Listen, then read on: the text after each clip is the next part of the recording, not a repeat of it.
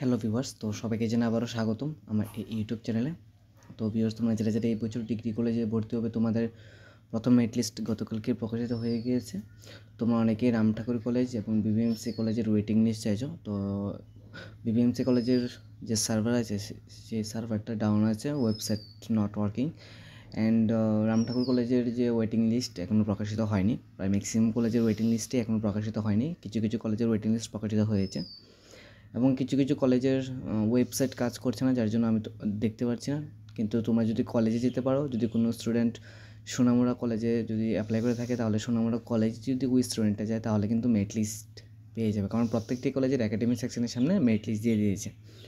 2 নম্বর কথা হচ্ছে, যাদের নাম ওয়েটিং লিস্টে আছে। তোমরা অনেকেই প্রশ্ন করছো যে দাদা আমাদের নাম তো ওয়েটিং লিস্টে আছে, এখন আমরা ওয়েটিং লিস্টে যাদের নাম আছে আমরা কি ভর্তি হতে পারবো কিনা। তো আমি বলছি যে যারা ওয়েটিং লিস্টে আছো তোমরা অবশ্যই ভর্তি হতে পারবে, ঠিক আছে। যারা ওয়েটিং লিস্টে আছো তোমরা অবশ্যই সেকেন্ড লিস্টের জন্য অপেক্ষা করো, ঠিক আছে। সেকেন্ড লিস্ট প্রকাশিত হলেই দেখবে তোমাদের নাম চলে এসেছে, ঠিক আছে।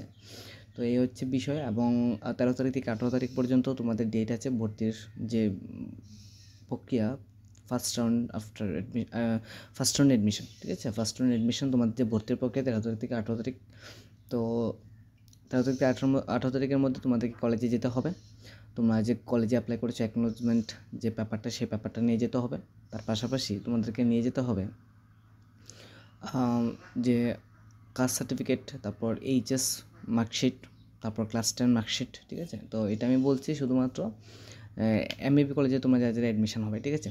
তো যদি কোনো স্টুডেন্ট রাম ঠাকুর কলেজে অ্যাডমিশন হবে বা যাদের নাম প্রথম মেরিট লিস্টে এসেছে রাম ঠাকুর কলেজে, তোমরা তো অ্যাডমিশন হবে অবশ্যই। তো রাম ঠাকুর কলেজ থেকে অফিসিয়ালি কিন্তু নোটিশ বা নোটিফিকেশান দেবে, অ্যাডমিশন নোটিশ, যে তোমাদের কী কী নিয়ে যেতে হবে, কত টাকা করে লাগবে, ঠিক আছে। আর এমবিপি কলেজে যারা অ্যাডমিশন হবে, মেয়েদের কোনো টাকা লাগবে না, ছেলেদের টাকা লাগবে, ঠিক আছে। ছেলেদের যারা প্র্যাকটিক্যাল সাবজেক্ট আছে তাদের লাগবে 962 টাকা, যাদের প্র্যাকটিক্যাল সাবজেক্ট নিয়ে তাদের লাগবে 622 টাকা। আর মেয়েদের নীল, মানে কোনো টাকা লাগবে না। আর যাদের নাম ওয়েটিং লিস্ট আছে তোমরা অবশ্যই অপেক্ষা করো সেকেন্ড লিস্টের জন্য, ঠিক আছে। প্রথমত 13 তারিখ থেকে 18 তারিখ পর্যন্ত অ্যাডমিশন হওয়ার প্রসেস চলবে। তারপর 19 তারিখ একটা ভ্যাকেন্সি লিস্ট প্রকাশিত হবে, ঠিক আছে। 19 তারিখের পরে তোমাদের একটা যে সেকেন্ড মেরিট লিস্ট, ঠিক আছে, সেই সেকেন্ড মেরিট লিস্ট 19 তারিখের পরেই প্রকাশিত হবে, বা 19 তারিখেই প্রকাশিত হতে পারে সেকেন্ড মেরিট লিস্ট। কিন্তু তার আগে প্রথমত ভ্যাকেন্সি লিস্ট প্রকাশিত হবে, কোন কলেজে সাবজেক্ট ওয়াইজ কতগুলো সিট বাকি আছে, ঠিক আছে। তো এ হচ্ছে বিষয়। আর যারা এখনও মেরিট লিস্ট দেখতে পারোনি, অনেকে গন্ডাছড়া কলেজ আছে, পানিসাগর কলেজ আছে, তো এই কলেজগুলোর ওয়েবসাইট ঠিকঠাকভাবে কাজ করছে না, যার জন্য আমি তোমাদেরকে দেখাতে পারছি না। ওয়েটিং লিস্ট কোন কোন কলেজের প্রকাশিত হয়েছে, কোন কোন কলেজের প্রকাশিত হয়নি, ঠিক আছে। তো যে কলেজগুলো আমি পেয়েছি আমি তোমাদেরকে সব কিছু দিয়ে দিয়েছি, ঠিক আছে।